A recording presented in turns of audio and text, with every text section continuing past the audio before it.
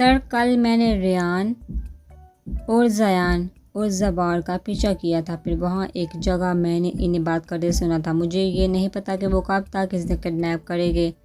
Ager ने अरहम की सपाट आवाज़ सुनकर जवाब दिया, तुम इन पर नज़र रखो। फ़िलहाल कल हम इनके इस अड्डे पर हमला करेंगे। बाकी सब लोगों को भी इन्फॉर्म कर दो और रात को 12 बजे सब यहाँ मौजूद होने चाहिए। फिर मैं प्लान के बारे में बताऊँगा। और हाँ, इस अड्डे का सारा नक्शा अभी मंगवा लो। अरहम सद लहजे में बोलता हुआ उठा और यहाँ से चला गया। उसका जहन तेज़ी से काम कर रहा था कि नूर को कैसे महफूज रखा जाए। तहरीम अफ्राहम की वजह से लेट हो गई थी क्योंकि रास्ते में एक जगह नाका लगा हुआ था जहाँ पर इफ्राहम की वजह से देर हो गई क्योंकि वो दूसरे पुलिस वालों से बात करने लग पड़ा था। बहुत तेज़ी से तकरीबन भागते हुए अपने कैबिन की तरफ जा रही थी। अस्सलाम वालेकुम हाशर। वो कैबिन में पहुंचकर लंबे लंबे सांस लेते हुए हाशर से बोली जो कोई फाइल देख रहा था। अस्सलाम वालेकुम। वालेकुम सलाम। हैरियत तुम कल बिना बताए चली गई थी। सर तुम्हारा पूछ रहे थे। हाशर ने जवाब दिया। हाँ, वो मेरे बाजू में से खून निकलने लग पड़ा था, इसीलिए बैंडेज करवाने के लिए जल्दी चली गई थी। तहरीम ने जवाब दिया। अब कैसा है तुम्हारा जख्म? अब बेहतर है तुम मुझे मेरा काम बता दो ताकि मैं अपना काम करना शुरू कर दूँ। तहरीम हाशर से बोली तो हाशर ने एक फ़ाइल निकाल कर उसको थमाई। तुम ये फ़ाइल एक दफ़ा अच्छे से पढ़ लो, फिर जब सर तुमसे पूछेंगे तो इसकी समरी बता देना। तहरीम ने सर हिलाते हुए फाइल पकड़ी, उसे खोलकर देखने लग पड़ी। हाशर एक फाइल कैबिन से उठाकर चला गया था। सर तहरीम आ गई है। उसने बताया है कि कल इसके बाजू से खून निकलने लग पड़ा था तो वो बैंडेज करवाने के लिए जल्दी चली गई थी। हाशर नाक करके मनहाज के ऑफिस में दाखिल हुआ। उससे बताने लग पड़ा। उसकी बात सुनकर मनहाज के जहन में कल का वाक़या आने लग पड़ा जब उसने तहरीम का बाजू दबोचा था। ठीक है, कुछ बताना है? मनहाज ने अपने बालों में हाथ फेर कर पूछा। जी सर, शहबाज सिकंदर आज वापस आ रहा है। हाशर ने उसे बताया। और कोई अरहम की खबर, उसकी कोई कॉल वगैरह आई है? मनहाज ने अरहम के बारे में पूछा। सर अभी तक तो मुझे उनकी कोई कॉल नहीं है, मगर आप एक बार कॉल कर लीजिएगा। हाशर ने मनहाज से कहा। तहरीम को मेरे ऑफिस में भेजो, तुम तब तक मेरे लिए एक काफ़ी लिया और खुद लेकर आना। मनहाज की बात सुनकर हाशर सर हिलाता हुआ चला गया। तहरीम तुम्हें सर ऑफिस में बुला रही हैं। हाशर जाते हुए तहरीम को बोल गया। तहरीम मुंह बगाड़ते हुए अपनी जगह से उठे मनहाज के ऑफिस में चलेगी। वो ना करके मनहाज के ऑफिस में दाखिल हुई। मनहाज ने तहरीम के चेहरे में देखा। वह खामोशी से आकर खड़ी हो गई थी। सॉरी मिस तहरीम, कल जो भी हुआ गुस्से की वजह से हुआ था और मुझे बिल्कुल बर्दाश्त नहीं होता कोई फजूल मजाक मेरे साथ कर। उम्मीद है तुम आइंदा के लिए याद रखोगी। मनहाज ने हिचकिचाते हुए माफ़ी मांगते हुए कहा। ज़िंदगी में कुछ गिने चुने लोगों से ही उसने माफ़ी मांगी थी और अब उनमें एक तहरीम भी शामिल थी। बहुत मेहरबानी सर आपकी, आपका ये एहसान अजीम है, हमेशा याद रखूँगी। आप जैसे इतने अच्छे और नेक शख्स ने मुझसे माफ़ी मांगी। वो इस्तेहज़ाज़िया लहजे में अपनी आंखें घुमाते हुए बोली। बिल्कुल, आपको मुझ जैसे अजीम शख्स का एहसान नहीं भूलना चाहिए। मनहाज उसकी बात सुनकर अपने लबों पर आती मुस्कुराहट को दबाकर बोला। आपकी वजह से कल मेरा एक लीटर खून ज़ाया हो गया, वो आपके इस एहसान से वापस आ जाएगा। वो इसकी बात सुनकर तबका बोली।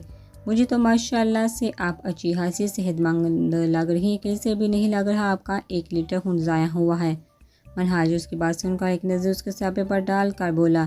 खुदा का खौफ करे सर, अच्छी खासी कमज़ोरी हो गई मुझे। वो मनहाज की बात सुनकर आंखें घुमाते हुए बोली।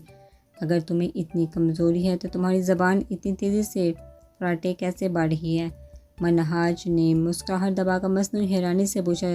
जैसे आपकी चल रही है वैसे ही मेरी ज़बान भी चल रही है। और आपने काफ़ी पीनी है? मैं स्पेशल काफ़ी अपने हाथों से बना कर लाऊँगी। तहरीम मनहाज को घूरते हुए बोली और आखिर में तंजिया मुस्कुराहट से पूछा। नहीं, मुझे तुम्हारे हाथ की बदजायका काफ़ी पीकर मरना नहीं। फ़िलहाल तुम जाकर अपना काम करो। मनहाज कल की काफ़ी का जायका याद करता अपना सर झटका बोला। मेहरबानी आपकी। तहरीम मुस्कुरा कर बोलती हुई उसके ऑफिस से बाहर आ गई और अपना काम करने लग पड़ी। वह शहबाज सिकंदर को बताए बगैर एक गार्ड को अपने साथ लिए अपने दोस्तों के साथ शॉपिंग करने आई हुई थी जब इफ्राहम की इस पर नज़र पड़ी। इफ्राहम अपनी लंच ब्रेक में मानू के लिए गिफ्ट लेने आया हुआ था क्योंकि 2 दिन बाद उसकी सालगिरह था और फिर उसे शायद ही वक्त मिलता, इस वजह से वो आज आ गया था। ईमान को देखकर इफ्राहम के चेहरे पर पूर्ण इसरार मुस्कुराहट रक्सा हुई और वो मानो का गिफ्ट शॉपकीपर को पैक करके रखने का बोल कर सामने वाली दुकान में गया जहाँ ईमान अपने दोनों दोस्तों के साथ ड्रेसेस देख रही थी। ईमान एक ड्रेस लेकर ड्रेसिंग रूम में चेंज करने गई थी जब इफ्राहम ने पीछे से उसके मुंह पर हाथ रखे उसे अपने काबू में किया। हेलो बेबी डॉल, कैसी हो? वैसे इस ड्रेस में बेहद खूबसूरत लग रही हो। याद है ना, मैंने तुम्हें कहा था कि मुझसे मिलने आना, इसलिए टाइम पर उस जगह पहुंच जाना जिसका रात को बताया था। इब्राहिम ने पीछे से उसके कान के करीब झुका कहा। ईमान ने गुस्से और खौफ से खुद को उसकी गिरफ्त में बेबस पाया। आहर फिर उसने ज़ोर से अपनी टांग पीछे की तरफ इब्राहिम को मारनी चाहिए, मगर इब्राहिम पहले ही उसका इरादा जान चुका था। इसी वजह से उसने अपनी टांग वक्त पर पीछे करके उसका हमला नाकाम बनाया। हा हा हा, बेबी डाल, मुझसे होशियारी मत करना भी, तुम जानती नहीं हो मैं क्या कर सकता हूँ। और अगर तुम मिलने न आए तो याद रखना, तुम्हारे घर की जितनी भी सख्त सिक्योरिटी हो, मैं फिर भी तुम्हारे कमरे तक पहुँच जाऊँगा। इब्राहिम की बात सुनकर ईमान की आंखें खौफ से फैल गई थी। वो बस किसी भी तरह उससे दूर होना चाहती थी। इब्राहिम उसे पूरा घुमाकर एक सेकंड में ड्रेसिंग रूम से निकलकर दूसरे कमरे वाले सेक्शन में गुम हो गया था। ईमान उसके जाने के बाद जल्दी से ड्रेसिंग रूम में निकलकर बाहर आई, मगर तब तक इब्राहिम जा चुका था और तेज़ी से अपने दोस्तों के पास गई और इन्हें अपनी तबीयत खराबी का बहाना बनाकर वापस घर चली गई। नूर मेरी जान, क्या हुआ? सही से खाना क्यों नहीं खा रही तुम? आहिस्ता आसिया ने नूर से पूछा। वो लोग डिनर कर रहे थे जब नूर खाना खाने की बजाय उसे बस तक के जा रही थी। कुछ नहीं हुआ मम्मा, वो बस खाने का दिल नहीं कर रहा। वो अपनी ही सोचों की दुनिया में मगन थी जब आसिया की आवाज़ उसे होश की दुनिया में लाई और वो जल्दी से बोली, तबीयत तो ठीक है ठीक है बेटा तुम्हारी? अरमान ने परेशानी से नूर से पूछा। वो एक ही तो औलाद थी जो इनके पास थी, उसे भी तकलीफ़ में नहीं देख सकते थे। बाबा मैं बिल्कुल ठीक हूँ, आज शाम को मैंने स्नैक खा लिए थे, इसी वजह से अब मुझे भूख नहीं लग रही। नूर ने अरमान साहब से कहा। दरअसल वो तो अरहम के बारे में सोच रही थी। आज पूरे लेक्चर में जब भी उसकी निगाह अरहम बार की तरफ उठ रही थी, उसने अरहम को अपने जाने में देखते पाया और उसके अलावा वो थोड़ी परेशान भी थी, क्योंकि उसे आज लग रहा था कि वो मुसलसल किसी के नज़रों के हसार में है। क्यों खाए?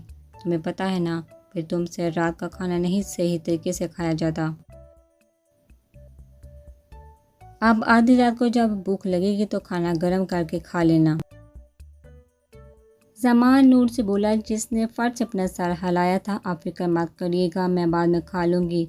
अब मैं कमरे में जा रही हूँ, मुझे अपनी असाइनमेंट बनानी है। नूर उठते हुए बोली, अपने कमरे में चली गई। जमान तहरीम की कोई खबर है आपको कि वो कैसी है? आसिया ने नूर को जाते देखा। जमान से पूछा, मुझे उसकी बात इतनी खबर है कि वो अब एवल क्वीन बनकर कत्ल करने लग पड़ी है। जमान ने गुस्से से कहा, आपको कैसे पता वो एवल क्वीन है? आपका इससे रब्ता हुआ है? अगर बस आसिया, मेरी इससे कोई बात नहीं हुई, लेकिन तुम्हारी बेटी ने मुझे सख्त मायूस किया है। जमान आसिया की बात करता हुआ बरहम से बोला, वो आपकी बेटी भी है और इतने सफाक मत बनने, ये सब आपका ही किया दड़ा है। आपकी वजह से मेरी बेटी की ज़िंदगी खराब होगी और एक हमें छोड़कर चलेगी। और सच कहूँ तो वो जो कर रही है ना, मुझे बहुत खुशी है, बल्कि फ़ख्र है मुझे उस पर। आसिया भी गुस्से से जमान से बोलती हुई अपनी कुर्सी से उठी और आंखों में नमी लिए जमान को देखने लग पड़ी। आसिया, अगर मैं सफाक हूँ या सफाक बन रहा हूँ तो मैं तुम्हें बता दूँ कि तुम्हारी बेटी सफाकियत की हर हद कर गई है। अकल इसमें है नहीं और जज्बाती वो इंतहा की थी, तभी वो यहाँ से गई थी। आप कभी उसे जान ही नहीं सके जमान, वो आपकी सोच से भी ज़्यादा रहमदिल थी, मगर आपने उस सफाक बना दिया अपने जैसा। अगर आज मेरी ममता मेरी बेटी के लिए तड़प रही है तो वो आपकी ही वजह से है। जमान की बात सुनकर वो नफी में सर हिलाती बोली, आसिया, अगर तुम्हारी बेटी इतनी अक्लमंद थी तो कभी भी अपनी बहन को बुरी हालत में न छोड़ कर जाती। मैं तुम्हें हकीकत बताता हूँ, दरअसल वो सिर्फ हला से फरार चाहती थी, तभी चलेगी और अब मैं उस पर मज़ीद फजूल बहस नहीं करना चाहता। जमान बरहमी से बोलता हुआ कुर्सी से उठकर बाहर चला गया। नम आंखों से आसिया ने जमान को बाहर जाते हुए देखा। मनहाज अभी एक ज़रूरी काम के लिए आया था और अब वो फ्रेश हो रहा था। फ्रेश होकर बाथ रूप पहनकर वो बाहर आया तो अपने बेड पर नकाब और एक लड़की को बैठे देखा। ब्लैक रंग की पैंट शर्ट और जैकेट में बैठी वो लड़की अपने हाथ में एक कार्ड घुमा रही थी। हाय मनहाज जानू, कैसे हो? मुझे तो तुम जानते ही होगे, आह ढूंढ जो रहे थे मुझे। एवल क्वीन मुस्कुरा कर एक अदा से बोलती हुई मनहाज को हैरान कर गई। ऐसे बहुत कम ही मौके थे जब वो हैरान हुआ था। उसमें से एक मौका एवल क्वीन को अपने कमरे में बैठे देखने का था। Hi baby doll. नहीं नहीं, बिल्कुल, तुम तो पटाखा हो, छोटा सा जो बहुत जल्द फुस होने वाला है। मनहाज ने उसे पहचान कर मुस्कुरा कर उसके नाजुक सरापे पर एक नज़र डालकर कहा, हा हा हा, ये छोटे पटाखे नहीं, तुम्हें 1 मिनट में फोड़ देना है। अगर वो लड़की तुम्हें ना बचाती तो अब तक तुमने ऊपर पहुँचे होना था, वो भी इस पटाखे के हाथों। वो हंसकर अपनी जान में इशारा करती हुई बोलती, मनहाज को खुद में दिलचस्पी दिला गई, हा हा हा, इस वक्त तुम मेरे घर में मौजूद हो और तुम्हें लगता है कि मैं तुम्हें यहाँ से निकलने दूंगा। मनहाज ने कहकर लगा कर एवल क्वीन से कहा, ओ स्वीट जानू, मैं तुम्हारी इसी सिक्योरिटी को ही चकमा देकर यहाँ आई हूँ। एवल क्वीन ने तर्ज दिया, मुस्कुरा कर जवाब दिया, किस काम के लिए तुम यहाँ आई हो? शोहरत तो तुम मेरे नाम से हासिल कर चुकी हो। मनहाज ने अपने हाथ सीने पर बांध कर पूछा, मैं तुमसे लड़ने आई हूँ जानी, 2-2 हाथ करने आई हो? उठकर अपने बाजू और गर्दन को झटका देकर सीधा करते हुए बोली। मनहाज भी इसकी बात सुनकर मुस्कुराता हुआ सीधा हुआ और अपना हाथ उसके आगे करके उसे इशारे से पहले हमला करने की दावत दी। क्वीन ने मनहाज का इशारा देखकर आगे बढ़कर अपनी दाईं टांग मारने के लिए उठाई तो मनहाज फौरन पीछे हो गया। क्वीन ने एक जोरदार मुक्का मनहाज के चलना चाहा तो वो नीचे झुक गया। मनहाज ने अपने दाएं बाजू वाली क्वीन को मारने की कोशिश की, जिसने पीछे हटकर उसका हमला नाकाम बना दिया था। क्वीन ने दाएं तरफ वाली टांग उठाकर उसकी किक मारने की बजाय अपने बाएं बाजू से उसके जोर से पेट में मुक्का जड़ दिया। मनहाज ने पीछे हटकर होनहार नज़रों से क्वीन को घूरा, जो दिखने में तो नाजुक लग रही थी मगर हाथ उसका हथौड़े जैसा था। वो जो उसे हल्के में ले रहा था अब अपनी पूरी ताकत से क्वीन पर हमला करने लग पड़ा। मनहाज ने जोर से क्वीन के बाजू को दबोचकर उसके हाथ पीछे से अपनी गिरफ्त में लिए और उसकी टांग पर एक जोरदार किक मारी, जिससे वो थोड़ा सा लड़खड़ा गई थी। क्वीन ने पीछे से ही अपने हाथों के नाखून जोर से मनहाज के बाजू में चुभो दिए, सीने पर मारे और अपनी पूरी ताकत से अपना सर जोर से उसके सीने पर मारा। मनहाज की गिरफ्त क्वीन के बाजू पर हल्की होने की देर थी कि क्वीन फौरन उसकी गिरफ्त से निकली और अपनी जाकर की जेब से लाल रंग का पाउडर निकालकर मनहाज के मुंह पर फेंका। लव यू सो मच मनहाज जानू, जल्दी ही तुमसे दोबारा मुलाकात होगी। वो हंसते हुए बोले। उसकी खिड़की से कूदकर पिछले रास्ते में मौजूद एक छोटी सी राहदारी से गुजरकर कार की दूसरी तरफ चक्कर लगाने पर दीवार पर मुश्किल चढ़कर दूसरी जानब होती हुई पूरी तेज़ी से भागते हुए वहां से थोड़ी दूर गई, जहां एक कार बिना नंबर प्लेट के पहले से ही खड़ी थी। वो गाड़ी में बैठते ही सुकून का सांस लेती वहां से चली गई। हाशर हाशर, मनहाज ने अपनी आंखों में शदीद चलन महसूस करके चीख मारी और ऊंची ऊंची आवाज़ में हाशर को बुलाने लग पड़ा। जी सर जी, आपको क्या हुआ? फजूल बातें बाद में करो और मुझे फ़ौरन वाशरूम में लेकर जाओ। वो गुस्से से हाशर की बात काट कर बोला। हाशर जल्दी से मनहाज को वाशरूम लेकर मनहाज ने अपने मुंह पर चींटे मारे और अपनी आंखों में पानी के चींटे मारकर अपनी आंखों की जलन कम करने की कोशिश करने लग पड़ा। हाशर डॉक्टर को बुलाओ, मेरी आंखें मुसलसल जल रही हैं। वो चीखते हुए तकलीफ से बोला। सर मैंने कॉल कर दी है, वो बस पहुंचने ही वाला होगा। इस एवल क्वीन को मैं जिंदा नहीं छोड़ूंगा, वह चीखते हुए अपने आंखों में मुसलसल चींटे मारते हुआ बोला। थोड़ी देर बाद डॉक्टर ने आकर मनहाज का चेकअप कर लिया था। उसने मनहाज को बताया था कि उसकी आंखों में लाल मिर्ची डाली गई है। लाल मिर्ची का सुनकर ही मनहाज का चेहरा भी गुस्से से लाल हो गया। डॉक्टर उसे दवाई का बताकर चला गया और अब वो आंखें मूंदे अपनी आंखों में दवाई डालकर सुकून से क्वीन को किसी भी तरह ढूंढने का सोच रहा था।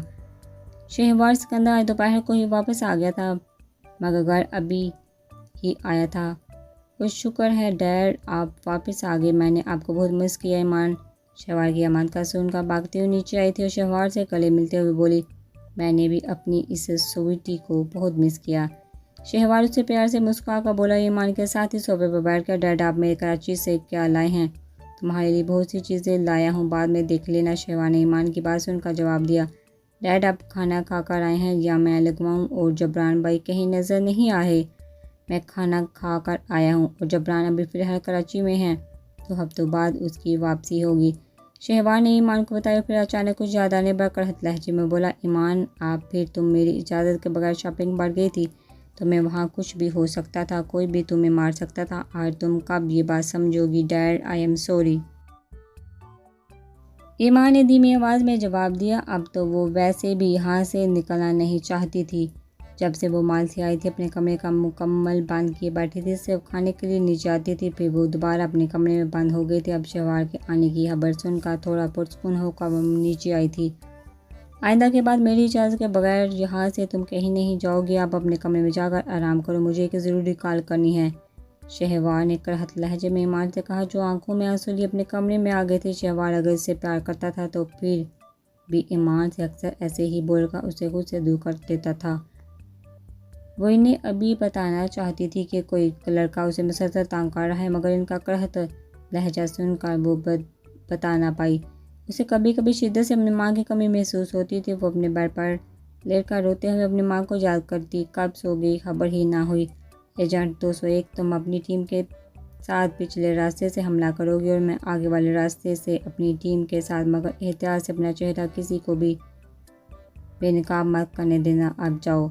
और हमने एजेंट 201 को सहत लहजे में तनबिया करते हुए कहा, हम अपनी टीम के साथ इस वक्त इस अड्डे से कुछ दूर था जहां लड़कियों को किडनैप करके रखा गया था। इन लोगों ने सारा प्लान बना लिया था। ये बंद हुई फैक्ट्री थी जिसके बेसमेंट में लड़कियों को रखा गया था। आज तो किस्मत भी उनका साथ दे रही थी, क्योंकि आज इस अड्डे पर सिक्योरिटी भी कम थी, क्योंकि कुछ लोग जिब्रान से मिलने गए हुए थे। एजेंट 201 की अपनी टीम के साथ रवाना होने के बाद अरहम भी अपनी टीम के साथ इन मासूम लड़की को बचाने चला गया। वो लोग आहिस्ता से एक एक करके अपने इर्द गिर्द नज़र रखते हुए अंदर दाखिल हो रहे थे। रास्ते में खड़े एक दो आदमी को वो आराम से मार चुके थे। अब उनकी जगह अरहम के साथियों ने संभाली थी, ताकि कोई गड़बड़ हो तो उसे फ़ौरन पता चल जाए। और हम अपनी बाकी की टीम के साथ फैक्ट्री के बेसमेंट की जानिब बढ़ गया। एजेंट 201 भी पिछले रास्ते पर मौजूद आदमी को अपनी टीम के साथ ख़त्म करके अरहम के साथ ही बेसमेंट के दरवाजे के करीब पहुंची। एजेंट 201 जो अरहम से कुछ बोलने लगी तो अरहम ने उसे फ़ौरन अपने मुंह पर उंगली रख उसे खामोश करा दिया और हाथ के इशारे से उसे बताया कि पहले वो अंदर अपनी टीम के साथ जाएगा, फिर वो आएगी। एजेंट 201 ने उसकी बात सुनकर जल्दी से अपना सर हिलाया। एक आदमी जो गोली लगने के बाद अपनी आखिरी सांस गिन रहा था, उसने अपनी जेब से चाकू निकालकर जोर से अरहम की टांग पर मारना चाहा, मगर अरहम उसे देखकर पीछे हट गया। मगर फिर भी चाकू से एक कट उसकी गर्दन पर लग चुका था। अरहम ने तकलीफ से अपने लब बेंच कर एक जोरदार ठोकर उसके मुंह पर मारी और अपने जख्म को अपनी जेब से रुमाल निकाल कर कस का बांधा। सर एजेंट को आंखों से खामोश रहने का बोलकर उसने अपने बाद अंदर आने का इशारा किया और अंदर चला गया।